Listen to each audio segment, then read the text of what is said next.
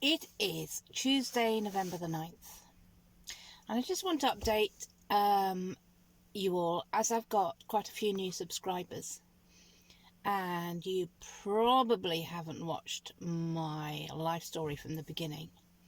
So I know a couple of you have asked questions about what I'm doing and why I'm doing it. So I thought I'd just do you a quick update of why I'm here and how it came to be. So in April of this year, no, it goes back before that. It goes back to December of last year, because August of last year I lost my doggie and she was 22. So she's a good old age, and I'd had her since she was like 6 months old, so we were very good friends.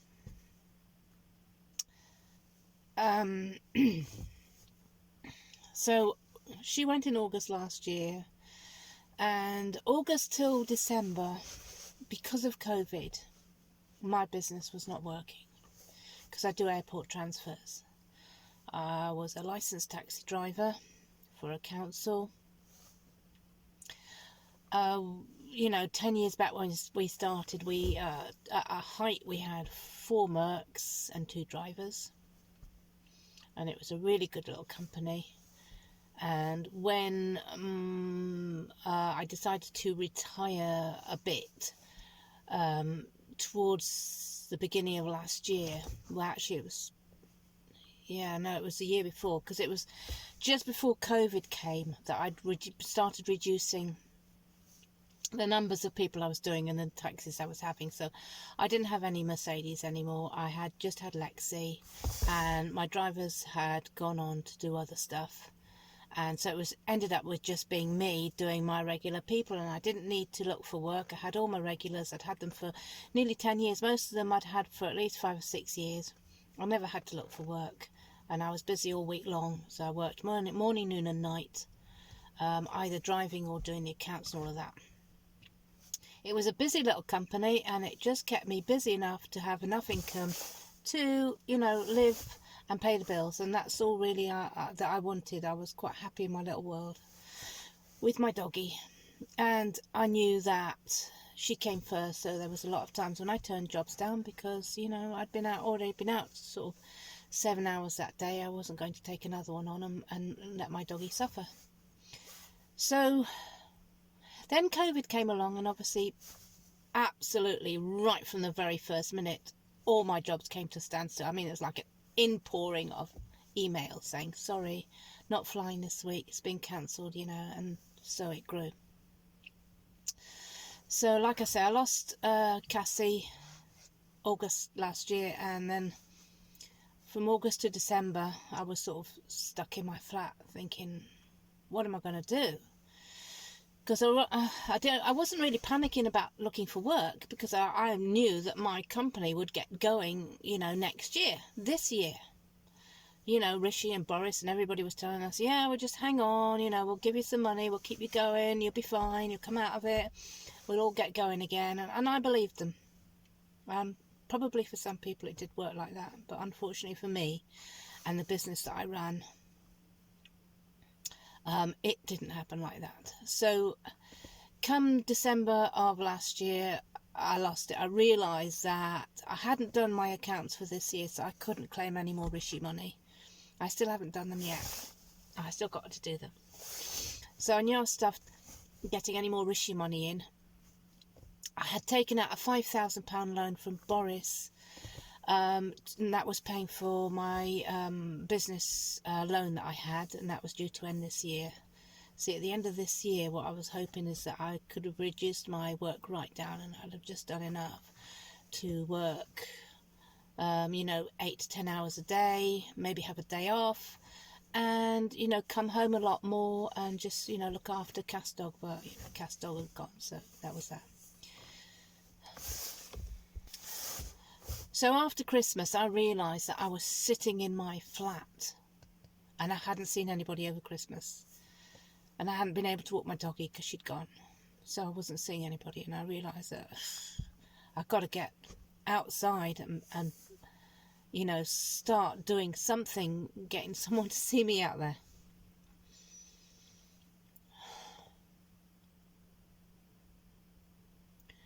So I did start going out for walks, but it felt really strange without a dog. You know, you just feel weird. So the walks didn't work. I applied for voluntary work. Do you know what? I applied for this job, didn't I? That's right. I remember telling you about this in another video. I applied for this job that was supposed to keep me going. So it was the census group, you know, and you went round and knocked on doors and chivied people along to do the census. That was it.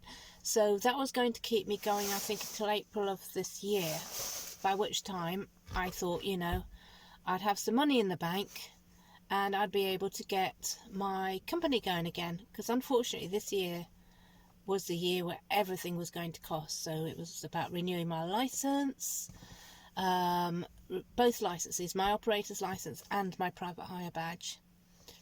And also Lexi was on to 2 MOTs a year, which you have to have as a taxi company. So there was all these costs that were having to be spent out this year that I had the money in for before. Excuse me, there's a spider invading my world and it has to go out. So this census group, you know, you applied online, you talked to someone, you showed them the passport online, and they said, oh great, yeah, we'll be letting you know. I think it was in April, you know what you'll be doing and everything. So I assumed I'd got it, but then I got an email saying there's an issue. It was an automated email, so it wasn't like you could reply to it. So then I wrote to this girl that I originally had emailed me on the census group, because she had her own email, and I said, look, I've had this email that says that there's an issue. Can you tell me if I've still got the job or not? And all I got back from that was an automated reply saying, issue resolved, no further something or other required. And I thought, oh, well, that means they've cleared it and I'm all okay. But no, come April, I heard nothing. Come May, you know, when they were advertising on the radio and saying, oh, you know, remember to fill your census in, you've got to send it back, you've got to do this, got to do that. And I wasn't working for them. I didn't have a job. They hadn't emailed me saying, you know, either you have or you haven't. I assumed I had, but obviously I hadn't. Anyway, I emailed them and told them what I thought of them. I was really depressed by then. I thought, you know, I'm fucked now. I've got no money coming in and I am stuffed. So that's when I lost it all. So I decided that I would just move out and move into my car, sort out my bills and start again. So I sold everything off in the flat. I've never been a girly girl. I've never been shoes or handbags or the best cooker or whatever. Nothing. You know, I'm not like that. So, but, you know, I had bought new stuff. I said, when I moved into my flat last year before, a couple of years back, I think. Yeah, definitely a couple of years back. You know, I was quite over the moon. So I got this big flat, council flat, or whatever you call it, housing association. But it was mine, and I could do with it what I liked. You know, they don't mind you decorating it, because obviously they don't have to then, do they? So I'd moved in, I bought a new cooker, given new carpets, I got new curtains, you know, everything was lovely because it was my flat. I'd only ever lived in rented all my life, so you always had to take care of where you lived because the landlord would chuck you out if you had left a mark on the wall or whatever. So I sold everything off on eBay. Some people got some really good bargains. I mean, the cooker, I think, went for £1.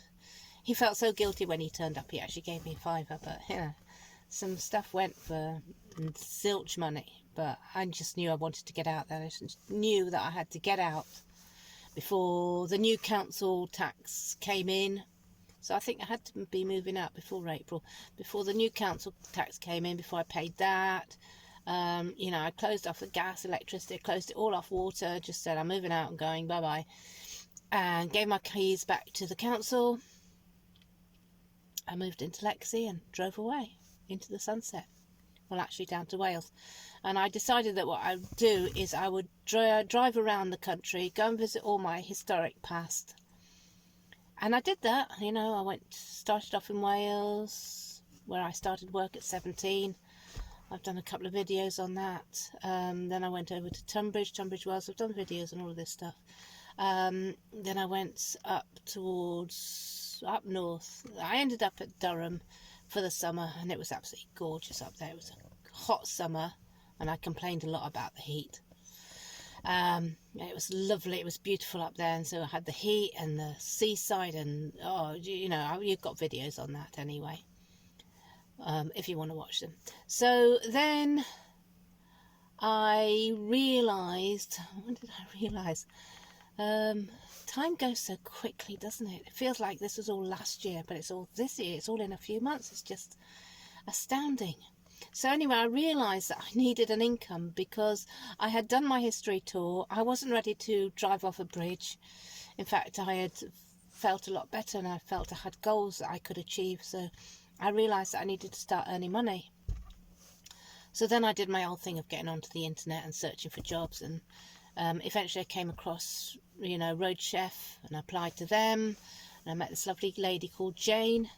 And I said to her, I only want to do seasonal work, you know, I want to travel around the country because you've got, you know, Road Chef on all these services, and I want to work here, work there. And she said, that's great, brilliant, lovely idea. And she was really with it. She was just so, I'll say with it again, because she seemed to understand that being a nomad wasn't an issue, as long as you were honest and true and had you know, your passport and everything, and you could work. She was happy with it. So anyway, she said to me, well, I've got this job up at Killington Lakes. There's a new site manager going in there, and I know he needs staff, so if you could start there, that'd be great. And I said, right, okay, on my way. So that's how I've ended up at Killington Lakes, and I've worked there, and I've found out how dodgy people are there. And my lovely Ed, who started there, very honest, straightforward bloke, got a hard work job ahead of him. But I mean, if he takes the right stance, which is obviously, you have to just it's like being on Deep Space Nine, isn't it? When Captain Sisko talks, who does he talk to? Oh yeah, Worf. When Worf first comes on board, and he says, look, you know, you have to it's not like being on Enterprise. You have all sorts of people here, and you have dodgy people, and you have straight people, and, you know, you just have to learn how to live with them, and, you know, work out who the bad ones are and who the dodgy ones are, because the dodgy ones are not as bad as the bad ones, and you just have to learn how to get along with them and understand them and do your job whilst working with them, you know, like working with yeah, like, you know, like Odo. You know, Odo is as straight as he comes in doing his security, but he does dodgy things to get his man, doesn't he? So that's what you have to do at places like Road Chef. You've got the very good guys like Ed, and then you've got the dodgy geezers like other people that I'm not going to mention. But obviously that's what goes on, and you have to learn to work with it, and as long as Ed can do that, he'll do fine. But for me, I'm afraid I couldn't work on Deep Space Nine, could I? Every dodgy geezer, I'd be having them up against the wall saying, what do you think you're doing? So anyway, as we all know, due to my big mouth and my stance on my principles, my job has ended at Killington, and I'm now on to Indeed Flex. As for my finances, well, I had pay July, August, September, and they saw me through the months. I fed and watered me. I used quite a lot on Lexi travelling around, because I was really needed to do that, because, you know, working at Killington was hard work. You know, it was rainy and wet, and it was hot in the summer, and, you know, everything was hard work there. Yeah, it is hard manual work, but I loved it. I did love it. I'll not go back on that. I just loved being my own man and just being physically working, you know, all day long. There were little gossip every now and then, but I know that chats and gossip lead to bad gossip, to gossiping about people, and I really don't like that, and I don't want to do that. If I gossip about someone, I know someone's gossiping about me. So I tried to keep out of that area altogether. So I was really loving that, but then of course, you know, all the dodgy things came along, and I was trying to stick up for Ed, and then of course, you know, I shouldn't have done that really. He perfectly look after himself, can't he? So, you know, I've got myself into a bit of a fix there, so I've left, moved on, and now I'm on to my next what do I call it? My next bit of my life, where I've got to find a job again, work, earn money, pay my bills, not travel quite so much. I've got to look after Lexi, I know that. So that is me caught up on my past, present and future. And I will keep doing my videos as I go along, telling you how I'm getting along. Now, I don't know if any of you worry, but I don't want you to. I am a survivor and I'm a strong character. I've got no intention of jumping off a bridge at the moment. You know, whatever comes along, I'll deal with, and I'll video it, and I'll let you see my ups and my downs. I'm happy with that. You know, you'll learn from it. Maybe you'll learn from my mistakes, or you'll learn, you know, it's something that you want to try or don't want to try, or that you can do or can't do. Because so many of us think we're stuck in a rut, in a corner, and we're not. I am still hoping to get my company back. I mean, I would like to earn enough money to save up my savings so that I can get my operator's license again. I won't get it with Chester Council. They were complete and utter rubbish. You know, they never emailed me once. I asked other drivers that I met up at the services that came up from Chester, did they hear from the council, Chester Council at all? No, nobody heard. Nobody cared. The council don't care. They didn't send me any reminders about my operator's license, and they used to do that years ago. Used to get reminders good few months ahead. Nothing. I got no reminders about email reminders or mail reminders about, you know, my badge was coming up, my medical was due, my police check was due, whatever it's called now. Nothing. But I knew that anyway. But I mean, I had that all in my diary, but it made me so angry that they didn't care so much that they just didn't bother writing to me or anybody else about, you know, renewal or help or assistance, anything. So whoever I'm going to license my vehicle with, and might be something like Wirral or Wrexham, if I'm down there, then I'll do that, and I'll go back to my old customers and, you know, offer any holiday trips that they might want and go from there. Ugh, it's a harsh world out there. But there we go. Well, that's you updated. I'm waiting for the rain to clear so I can start clearing out my tent. I've got Bowden on charge in the tent on the electricity. I've got everything to charge up. Everything ran down over the last couple of days. And then I'll get back to you later and let you know what I'm up to. Okay, catch you later.